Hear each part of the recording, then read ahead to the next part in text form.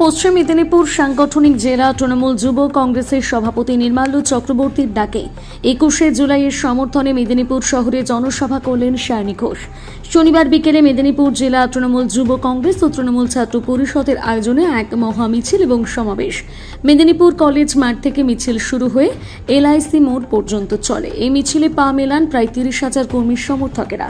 21শে জুলাই শহীদ স্মরণে ধর্মতলা চলো এই সমর্থনে মহা মিছিলে পা মিলিয়েছেন রাজ্য তৃণমূল যুব কংগ্রেসের সভানেত্রী সায়নী ঘোষ, দেবাংশু ভট্টাচার্য, আইটির সভাপতি তৃণাঙ্কুর ভট্টাচার্য, রাজ্য তৃণমূল ছাত্র পরিষদের সভাপতি সাংসদ জুন মালিয়া, বিধায়ক সুজয় হাজরা সহ একাধিক কাউন্সিলর। এবারে জোর বাড়ছে তৃণমূল কংগ্রেসের। এইটুকু বলতে চাই, যতই নাড়ো কল কাঠি 26শে আবার নবান্নে হাওয়াই চটি, এই স্লোগানকে সামনে রেখে বলেন এবার 2026-এর চতুর্থবারের জন্য রাজ্যের সকলের নেত্রী মমতা বন্দ্যোপাধ্যায় মুখ্যমন্ত্রীর শপথ নেবে, তাই এখন থেকে একত্রিত হয়ে নেমে পড়তে হবে। তিনি সর্বদা মানুষের জন্য কাজ করে চলেন, তাই আগামী দিনে মানুষ মমতাদির পাশে থাকবে।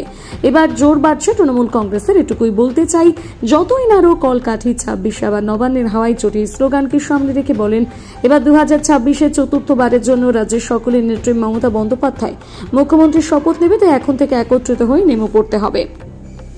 মমতা বন্দ্যোপাধ্যায় তিনি সর্বদা মানুষের জন্য কাজ করে চলেন, তাই আগামী দিনে মানুষ মমতা বন্দ্যোপাধ্যায়ের পাশে থাকবে। এদিন বৃষ্টিতে ভিজে জনসভায় মানুষের ভিড় ছিল চোখে পড়ার মতো।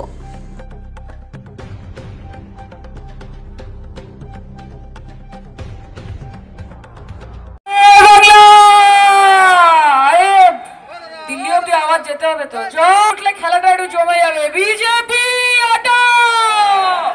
বেশি কথা কিছু বলবো না, শুধু এইটুকু বলতে চাই, বৃষ্টির জোর বাড়ছে আর তার সঙ্গে জোর বাড়ছে তৃণমূল কংগ্রেসের। এবং এইটুকুই বলতে চাই যে যতই নাড়ো কলকাঠি 26শে নবান্নে আবার হাওয়াই চটি, হাওয়াই চটি, হাওয়াই চটি। লড়াই চালিয়ে যেতে হবে। আজকে যে মিছিল মেদিনীপুর জেলা যুব কংগ্রেস করে দেখিয়ে দিয়েছে